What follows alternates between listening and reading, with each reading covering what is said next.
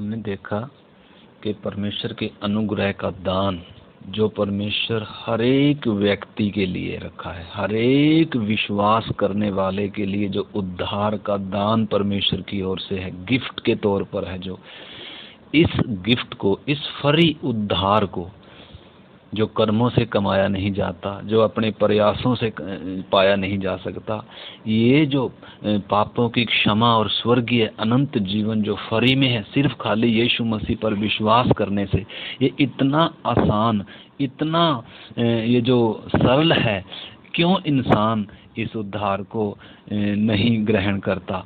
तो हमने कई बातें देखी थी।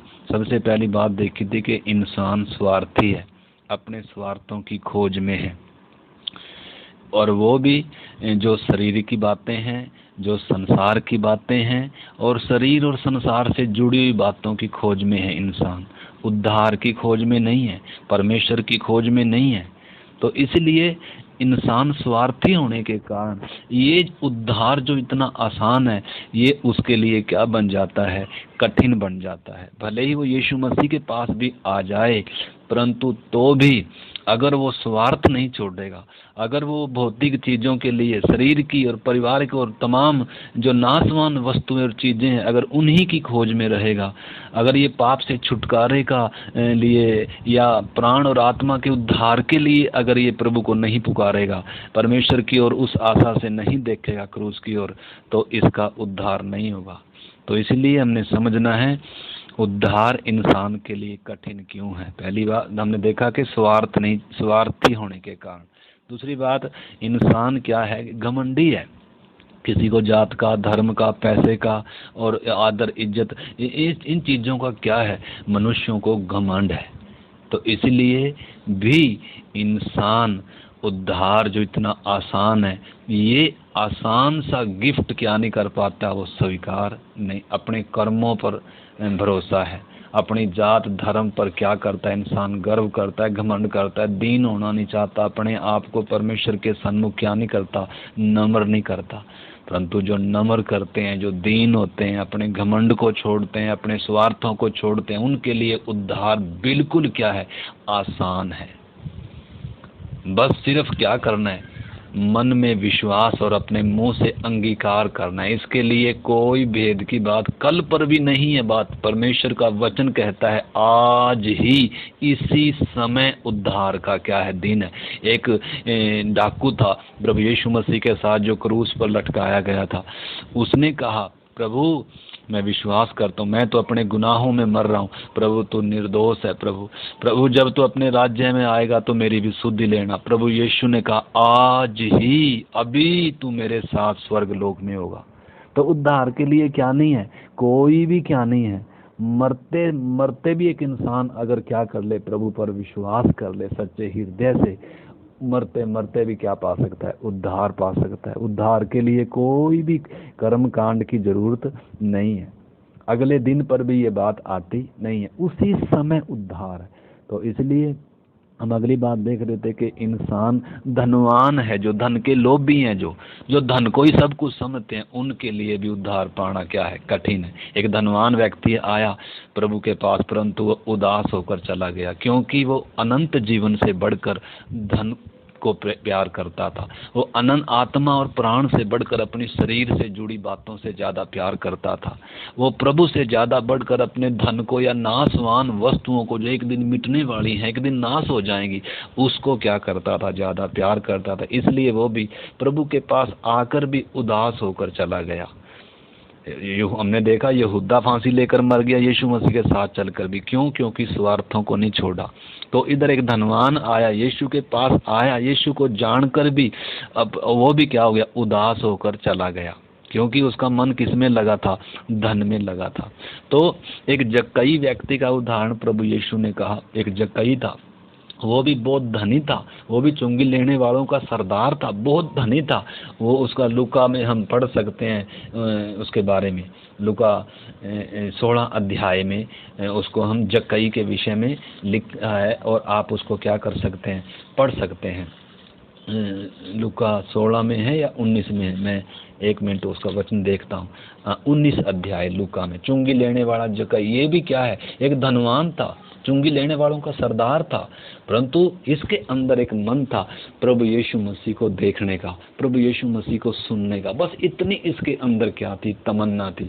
और भले ही ये नाटा था, इसके अंदर एक चीज थी जो रुकावट थी, वो क्या थी, भले इसका मन है प्रभु को देखने का, परंतु ये नाटा था।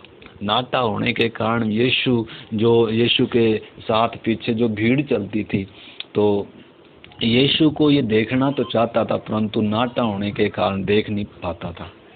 शायद 1-2 बार इसने प्रयास किया होगा या इसने सुना होगा भाई यीशु के पीछे तो बहुत भीड़ होती है, मैं कैसे यीशु मसीह को देख पाऊंगा, कैसे मैं उसको सुन पाऊंगा। तो ये निराश नहीं हुआ भाई मैं तो ये कर नहीं पाऊंगा और कैसे मैं देख पाऊंगा, कैसे सुन पाऊंगा। तो सबसे पहली बात तो इसने अपना चुंगी की चौकी को क्या किया, छोड़ा। सरदार था ये, अपने बिजनेस व्यापार को छोड़कर प्रभु को सुनने का, प्रभु को देखने का इसके अंदर क्या आया, मन आया। उस धन को, उस व्यापार को उसने क्या किया, छोड़ा। छोड़कर क्या किया, प्रभु के पास आया। परंतु प्रभु के पास भीड़ होने के कारण अब इसको ये मालूम हो गया कि यीशु मसीह इस मार्ग से जाएगा। उसने दौड़कर क्या किया, उस मार्ग में जिधर से यीशु जाने वाला था, एक गुल्लर का पेड़ खड़ा हुआ था, उस गुल्लर के पेड़ पर जाकर क्या हो गया, चढ़ गया। और यीशु मसीह जब उधर से निकल रहा था, प्रभु यीशु मसीह ने जान लिया कि एक है जो मुझे क्या करना चाहता है, सुनना चाहता है, जो मुझे देखना चाहता है। तो उसने उस पेड़ के नीचे खड़ा होकर बोला, ऊपर की तरफ देखकर, हे जक्कई झट नीचे उतर आ, क्योंकि आज मुझे तेरे घर में जाना अवश्य है। देखो, जो प्रभु को देखना सुनना चाहते हैं सिर्फ, और उसके लिए प्रयास भी कर रहे हैं, प्रभु उनको सिर्फ अपने आप को सिर्फ उनके ऊपर प्रकट करना ही नहीं चाह रहा, बल्कि उसके जीवन में, उसके घर में प्रभु आने के लिए क्या है, तैयार है। प्रभु ने खुद कहा कि आज मुझे तेरे घर में आना अवश्य है। अब ये बात सुनकर वो जो पापी था, जो चुंगी लेने वाला था, उसके अंदर क्या आया कि इतना बड़ा महान प्रभु जिसके पीछे इतने लोग हैं, जो परमेश्वर के सत्य वचन का जो वचन प्रचार करता है, परमेश्वर के राज्य की बातें बता रहा है, ये प्रभु यीशु मेरे घर में आएगा। वो फटाफट उतरा गुल्लर के पेड़ से और दौड़ कर क्या किया, प्रभु यीशु मसीह के आगे आगे जा रहा है और अपने घर में लेकर गया। और उसको प्रभु ने जब वचन बताया, और तब उसने क्या किया, खड़े होकर उस जक्कई ने, जो बहुत धनी था, उसने कहा, हे प्रभु, उसने क्या कहा, मैं वो पढ़ के दिखाता हूँ। जक्कई ने खड़े होकर कहा, प्रभु से कहा, हे प्रभु देख, मैं अपनी आधी संपत्ति कंगालों को देता हूँ, और यदि किसी का कुछ भी अन्याय करके ले लिया है तो उसे 4 गुना फेर देता हूँ। देखो, एक को यीशु ने क्या कहा था, धनवान आया था जो अपनी धन संपत्ति बेचकर कंगालों को क्या कर दे, बांट दे, तुझे स्वर्ग में क्या मिलेगा, उसका प्रतिफल मिलेगा, व्यर्थ नहीं जाएगा वो।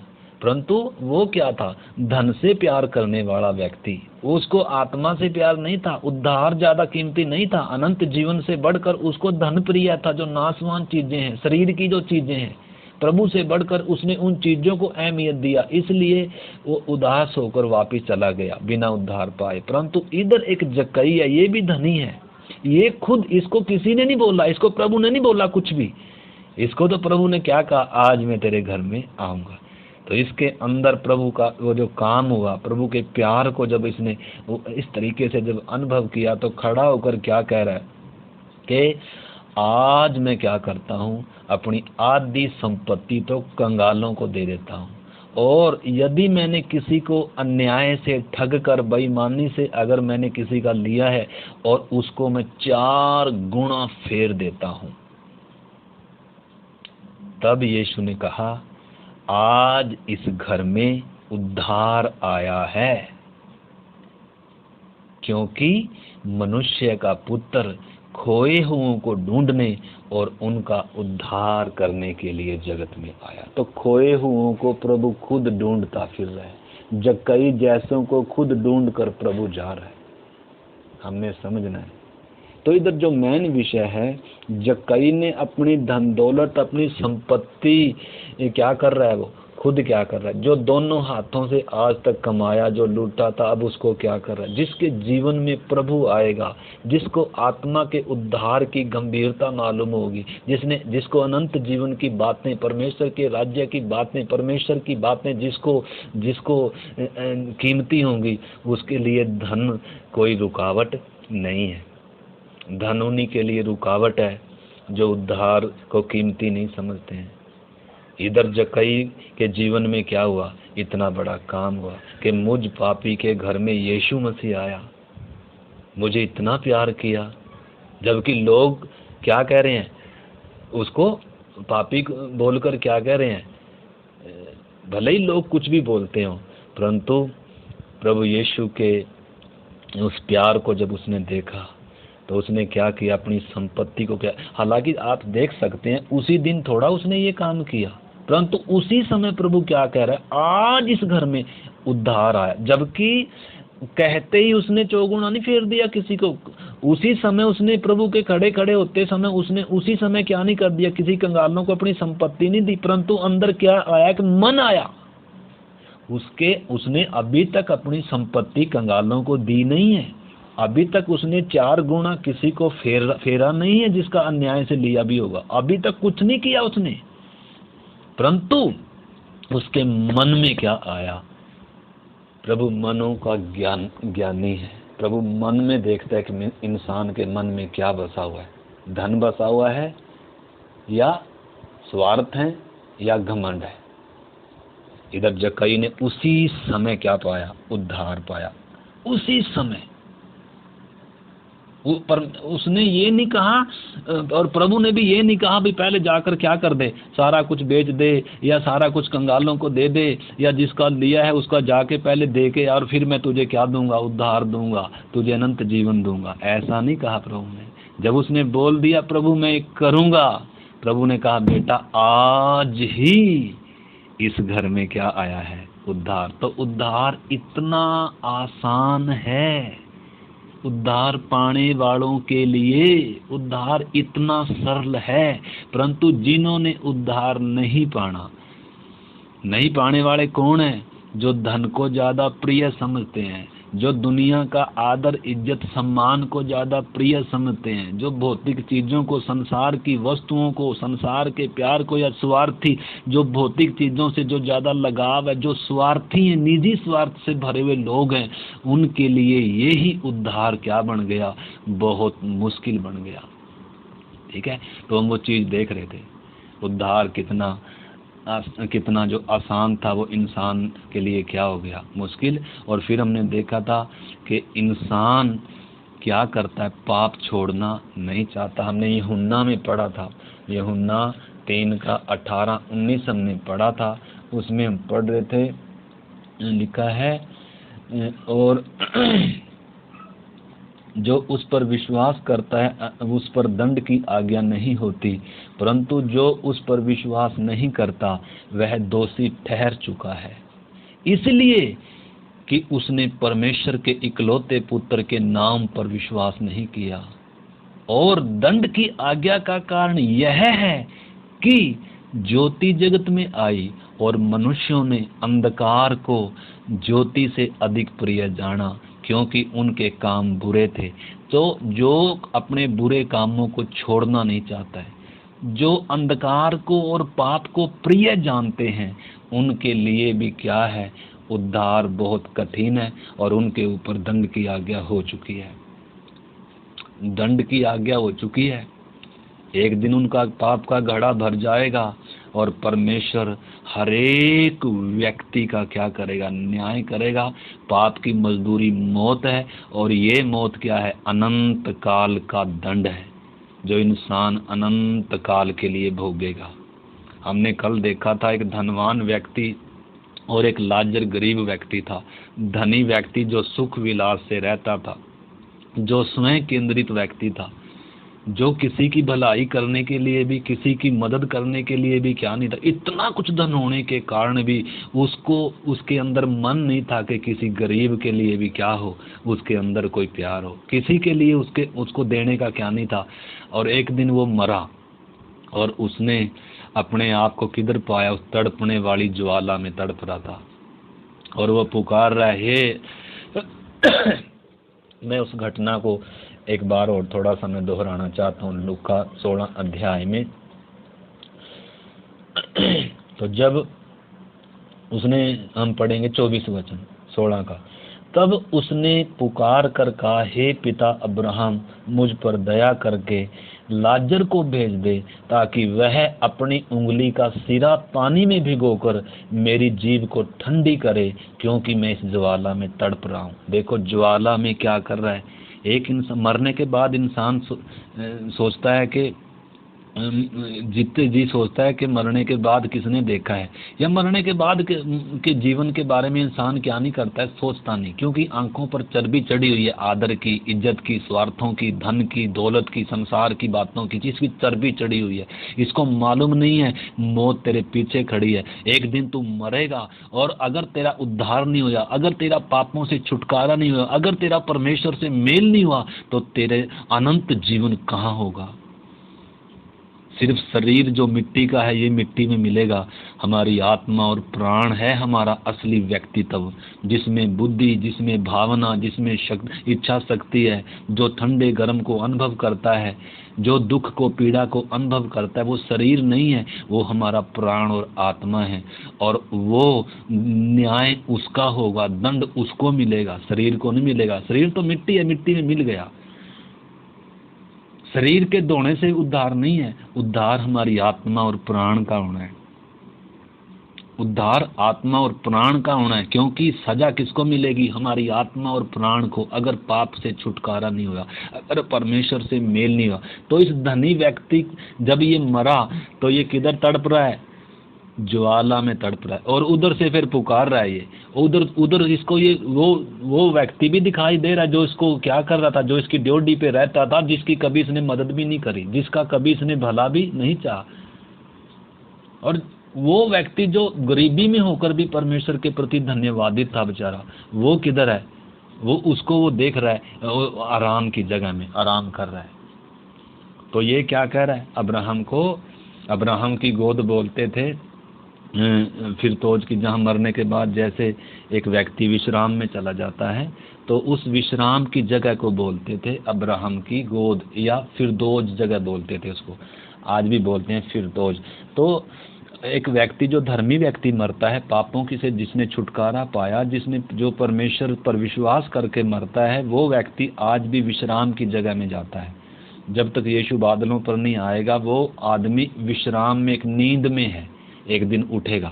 परंतु जो पाप की दशा में मरता है वो विश्राम में नहीं जा रहा, वो तड़पने की जगह में जा रहा सीधा। जैसे ही शरीर में से प्राण और आत्मा निकलता है, पाप के कारण मृत्यु के दूत आकर उसे खींच कर किधर ले जाते हैं, उस तड़पने की जगह में ले जाते हैं। क्योंकि पाप की मजदूरी मौत है, ये परमेश्वर का क्या है, सिद्धांत है। पाप की मजदूरी मौत है। परमेश्वर न्यायी है, परमेश्वर प्रेमी है, उसके साथ साथ परमेश्वर न्यायी भी है। परमेश्वर अगर न्याय ना करे तो वो परमेश्वर कहाँ है फिर।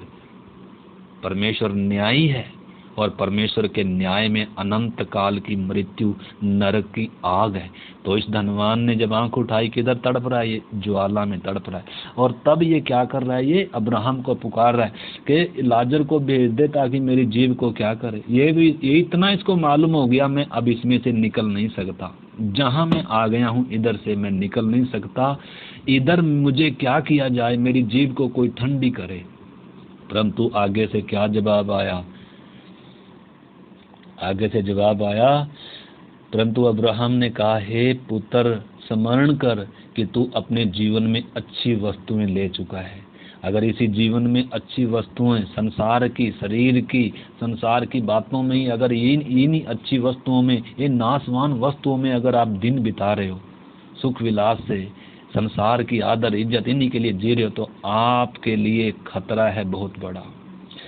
कह रहा है तू अपने जीवन में अच्छी वस्तुएं ले चुका है और वैसे ही लाजर के बुरे दिन खत्म हो गए। तेरे अच्छे दिन खत्म हो गए और लाजर के बुरे दिन खत्म हो गए।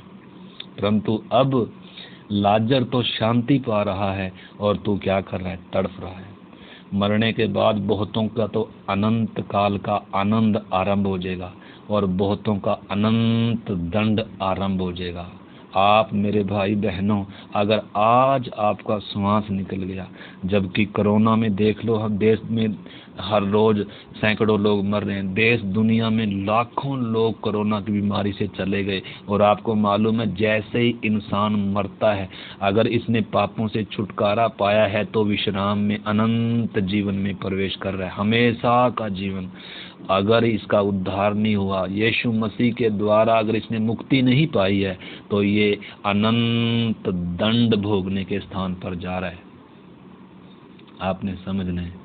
अगर आज प्रभु ऐसा ना करे, अगर आप, जब कोरोना में दुनिया मर रही है, तो अगर आप आज रात अगर मर गए तो आपका अनंत काल कहाँ होगा? क्या तड़पने के स्थान में होगा या अनंत जीवन में होगा? दो द्वार हैं, हम देख रहे थे, दो मार्ग हैं। एक मार्ग विनाश की तरफ जा रहा है, एक मार्ग जीवन की तरफ जा रहा है, अनंत जीवन। और दोनों मार्गों में क्या है? दो फाटक हैं। अनंत जीवन का जो मार्ग है उसका फाटक क्या है? थोड़ा सा भीड़ा है। परंतु जो नाश की तरफ जा रहा है, जो चौड़ा मार्ग है, उसका फाटक भी क्या है? सरल है। बड़ी आसानी से उसमें से क्या किया जा सकता है? प्रवेश किया जा सकता है। तो आप और मैं कहाँ होंगे अगर आज हमारे प्राण निकल गए? ये सवाल हम सबके सामने। आप खुद जांच लें, क्या आपकी मुक्ति होगी? क्या आपका पापों से छुटकारा हो गया? क्या आपका परमेश्वर से मेल हो गया? आप खुद जानें। आपके सामने मैं एक सवाल छोड़ रहा हूँ। तो इधर क्या कह रहा है? तू अच्छी वस्तुएं ले चुका है और लाजर बुरी वस्तुएं, या लाजर के दिन क्या हो गए? जो बुरे थे वो क्या हो गए? समाप्त हो गए। अब वो अनंत काल में क्या करेगा? आनंद करेगा। और तू क्या कर रहा है? तड़पेगा। तो अब उसने क्या कहा? लिखा है, और इन सब बातों को छोड़ हमारे और तुम्हारे बीच में एक बारी गड्ढा ठहराया गया है, जो वहां से उस पार तुम्हारे पास जाना चाहे वह न जा सके, और न कोई उस पार से इस पार आ सके। उसने कहा, तो हे पिता अब्राहम, मैं तुझसे विनती करता हूँ कि तू उसे मेरे पिता के घर भेज। देखना, समझना है। वो तड़पने वाला धनी व्यक्ति क्या बोल रहा है? हे पिता अब्राहम, यानी कि मरने के बाद भी आप बोलेंगे, आप चलेंगे, आप अनुभव करेंगे दुख को, पीड़ा को, आनंद को, और आपको यादगारी भी रहेगी। सारा कुछ रहेगा मरने के बाद। सिर्फ ये मिट्टी का शरीर ही मिट्टी में मिलेगा, यानी कि मिट्टी के शरीर में नहीं है आपकी यादगारी और आपकी सोच, बुद्धि, भावना, बल्कि वो आपके प्राण में और आपकी आत्मा के अंदर है। अब ये जो तड़प रहा था, ये व्यक्ति क्या कह रहा है? अगर मेरे पास अगर ये लाजर नहीं आ सकता, तो कम से कम पृथ्वी पर जाकर, क्योंकि ये पृथ्वी की नीचे की घटना है, तड़पने की जगह में। अब वो क्या कह रहा है? अगर मेरे पास लाजर नहीं आ सकता मेरी जीभ को ठंडा करने के लिए, तो इसको भेज ताकि मेरे पिता के घर में जाए।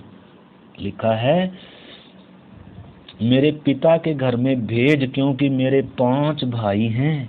वह उसके सामने इन बातों की गवाही देगा। किन बातों की गवाही? कि मरने के बाद एक तड़पने का स्थान है। अगर मुक्ति पाकर नहीं गए तो अनंत काल के लिए तड़पना है।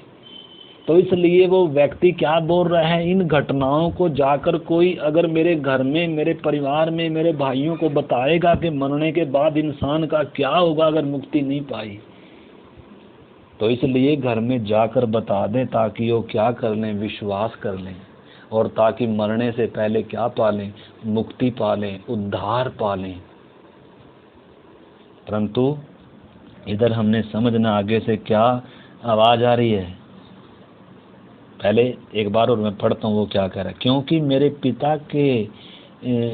5 भाई हैं, वह उनके सामने इन बातों की गवाही देगा।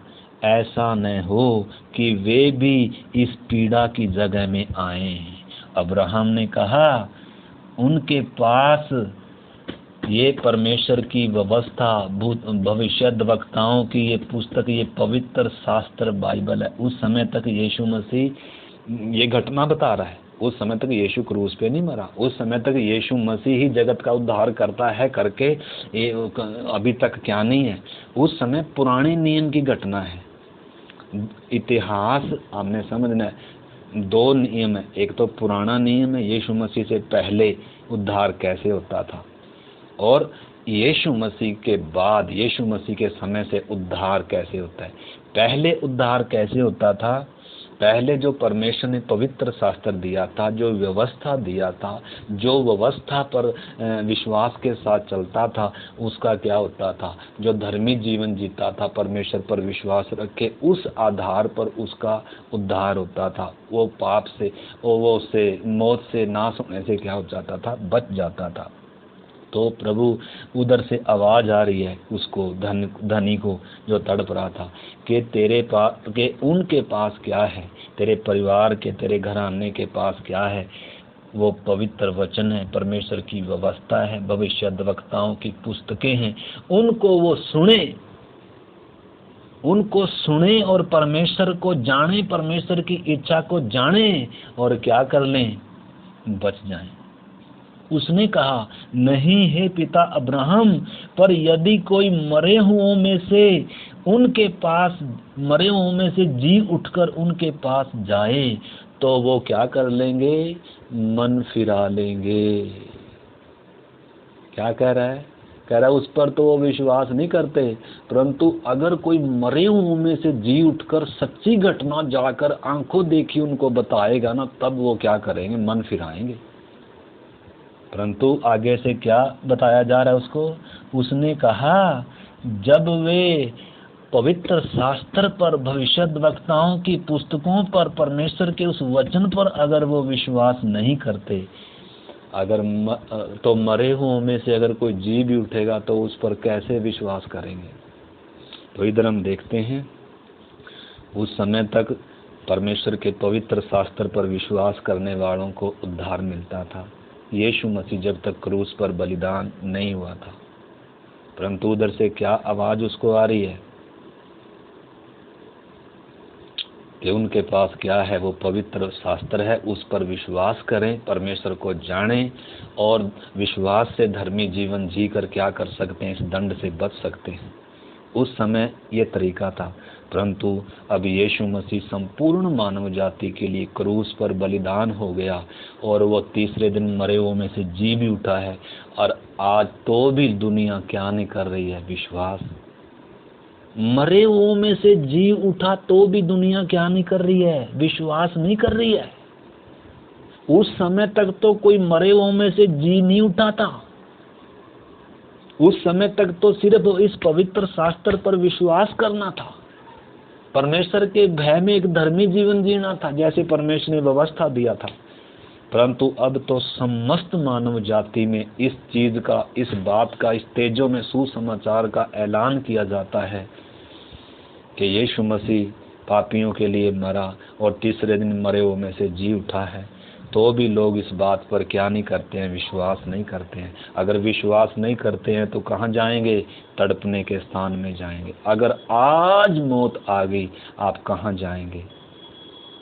अगर आपका पाप से छुटकारा नहीं हुआ, परमेश्वर से मेल नहीं हुआ, अगर आपने अभी तक परमेश्वर को जाना नहीं है, अपना उद्धारकर्ता को अभी तक पहचाना नहीं है, तो आपके लिए भी आज श्वास निकलते ही अगला पड़ाव आपका अनंत काल का जो जीवन होगा कहाँ बीतेगा?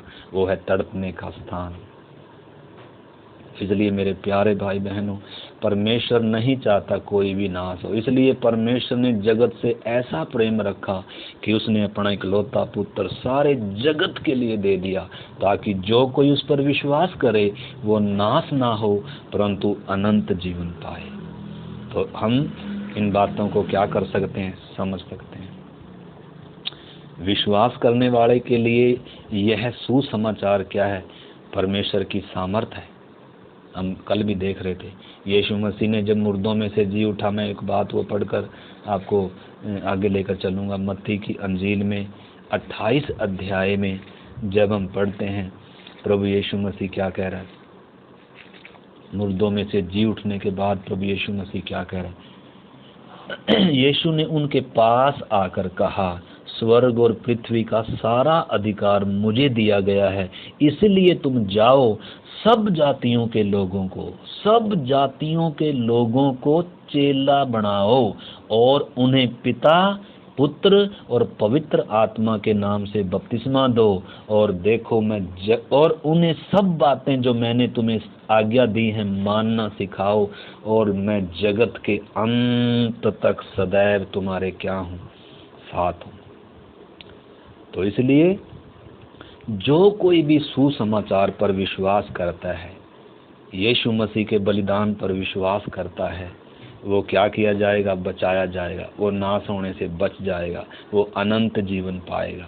क्योंकि ये सुसमाचार, ये शुभ संदेश परमेश्वर की सामर्थ है, जो उस व्यक्ति को पाप की ताकत से छुड़ाने की क्या रखता है, ताकत। रोमियो की पत्री 1 अध्याय और 16 वचन में यूं ही लिखा है, हम पढ़ेंगे रोमियो 1:16। जल्दी हम प्रार्थना करेंगे। रोमी 1:16।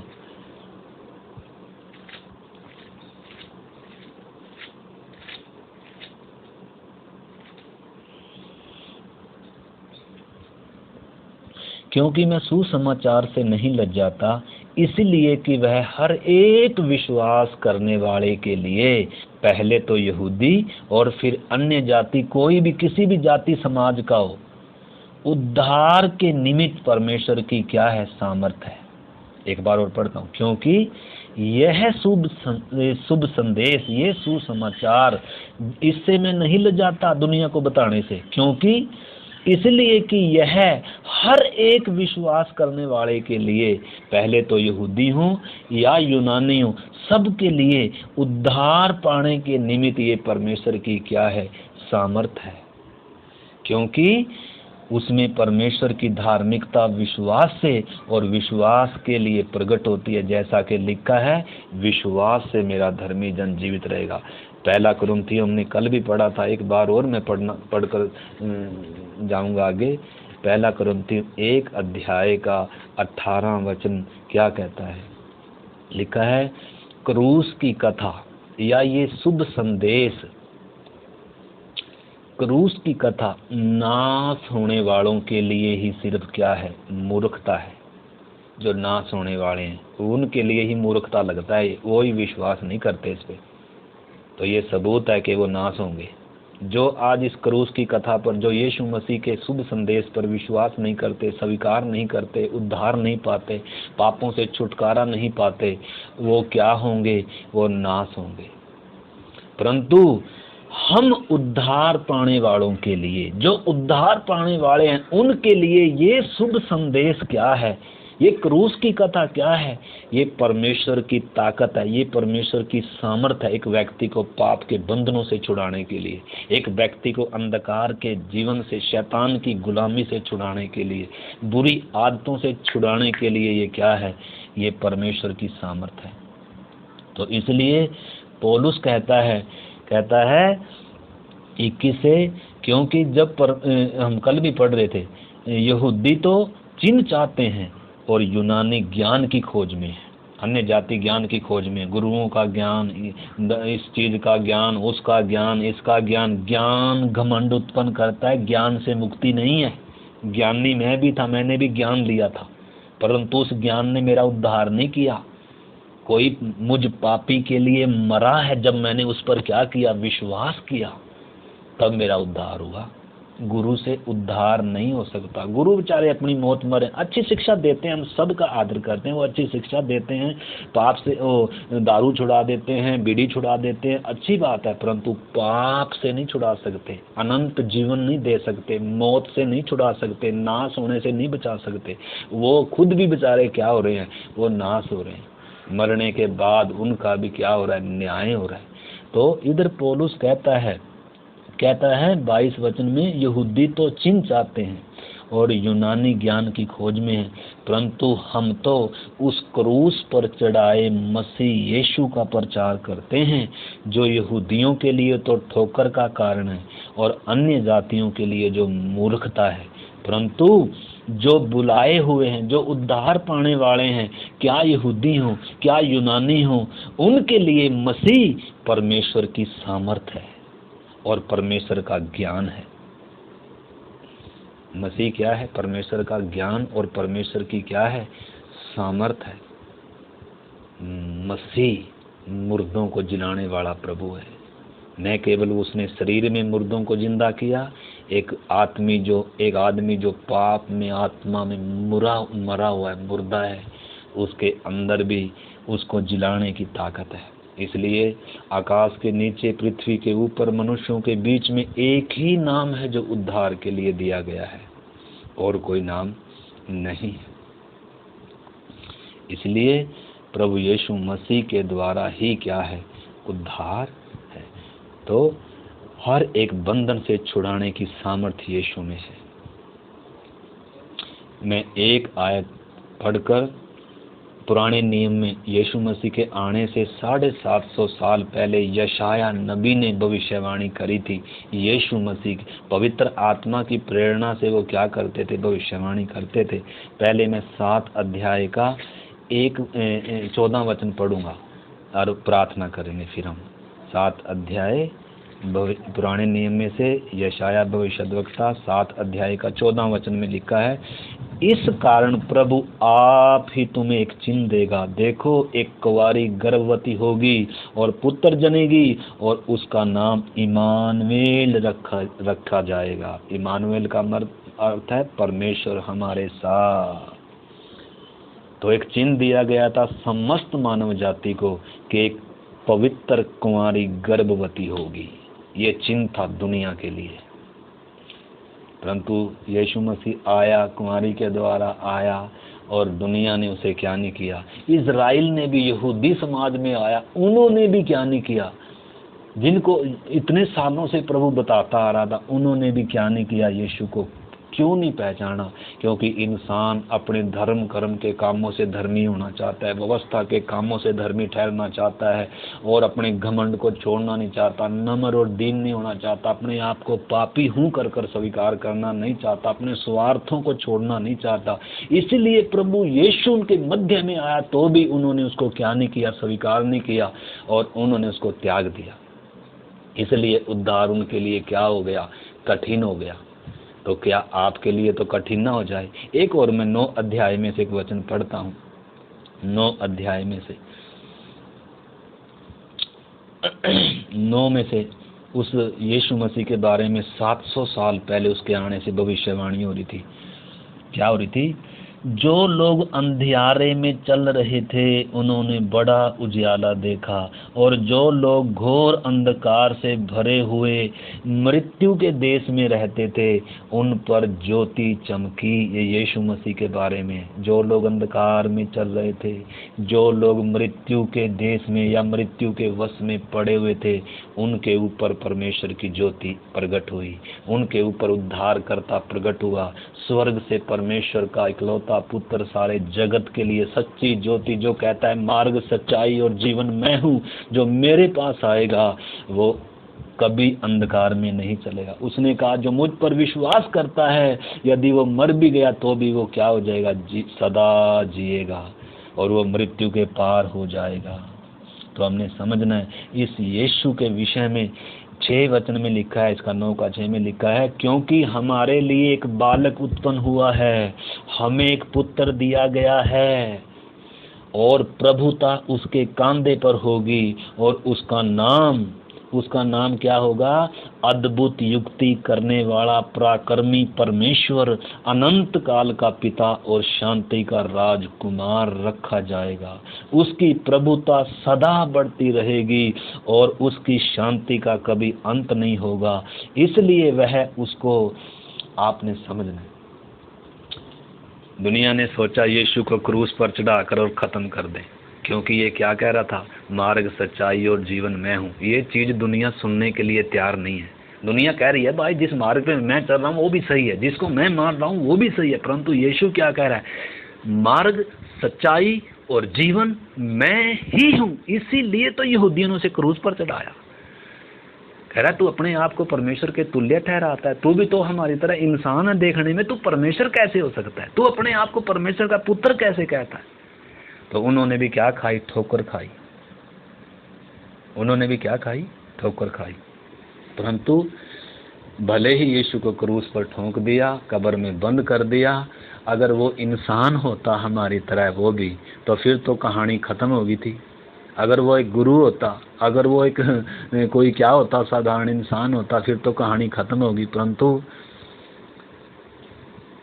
अगर वो परमेश्वर है, अगर वो जगत का एकमात्र उद्धार करता है, अगर वो मृत्यु का नाश करने वाला है, तो मौत उसको अपने कब्जे में नहीं रख सकती। तीसरे दिन मुर्दों में से जी उठा। आज भी पूरी दुनिया में इतिहास गवाह है, कब्र खाली है यीशु मसीह की। बाकी जितने भी आए सबका मुंह मौत ने बंद कर दिया। कब्र में उनके शरीर सड़ गए, जल गए, नाश हो गए। उनका आज तक कोई पता नहीं वो कहाँ गए। बड़े बड़े दावे करने वाले आए, बड़े बड़े मैं ही उद्धार करता हूँ, मैं ही बड़ा वो हूँ, मेरे द्वारा ही मनुष्य का उद्धार होगा। बड़े बड़े आए, कितने तो आज अपने पापों के कारण जेलों में पड़े हुए हैं, और कितने मर गए, सड़ गए, उनकी बदन सड़ गए, वो उठ नहीं पाए दोबारा, क्योंकि वो इंसान थे, वो पाप की दशा में पैदा हुए और पाप की दशा में मर गए। परंतु यीशु मसीह ही एकमात्र ऐसा प्रभु है जो निष्कलंक था, जो सारे जगत के पापों के लिए मरा, और जो तीसरे दिन मरे हुओं में से जी उठा, और जो सबके देखते देखते गया और फिर से आने वाला है। और जो उस पर विश्वास करते हैं ना, जो मर गए हैं, आज अब वो जी उठने का क्या आ गया? समय आ गया। अनंत काल तक उसके साथ क्या करेंगे? सदा का आनंद करेंगे। बाकी लोग क्या करेंगे? जिन्होंने मुक्ति नहीं पाई, जिन्होंने उसे स्वीकार नहीं किया, वो अनंत दंड को भोगेंगे।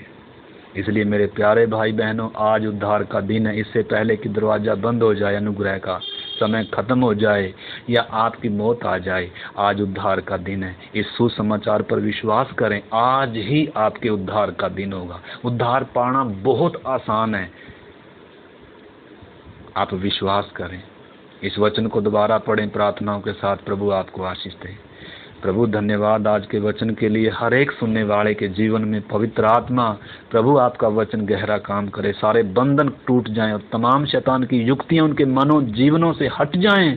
प्रभु हर एक व्यक्ति अपनी आत्मा के उद्धार की सोच चिंता करे प्रभु, और आपको अपने जीवन का उद्धार करता प्रभु कर स्वीकार करने के लिए प्रभु आप प्रत्येक को मन फिराव का अवसर दे। प्रभु आप ही हैं जो मन फिराव के लिए एक इंसान को दान देते हैं प्रभु, ताकि एक व्यक्ति आपके प्यार को पहचान सके। प्रभु हर एक सुनने वाले पर प्रकट करके तूने इंसान को सिरजा है, और तू इंसान को कितना प्यार करता है। क्रूस पर तूने उस प्रेम का सबूत दिया, और उद्धार आपकी ओर से गिफ्ट है मनुष्य के लिए। प्रभु हर एक को विश्वास के साथ उस गिफ्ट को, उस अनंत जीवन को स्वीकार करने के लिए प्रभु आज तेरा वचन हर एक जीवन में काम करे। पिता आपके हाथ में सौंपता हूँ, यीशु मसीह के नाम से प्रार्थना को मांगता हूँ।